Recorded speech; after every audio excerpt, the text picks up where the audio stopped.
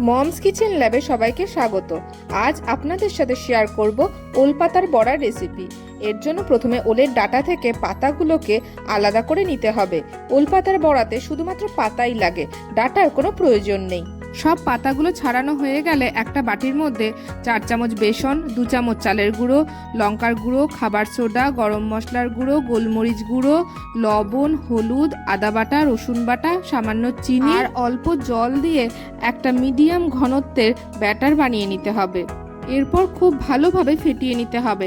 যত ভালো করে ফেটাবেন বড়া তত ভালো মুচমুচে হবে।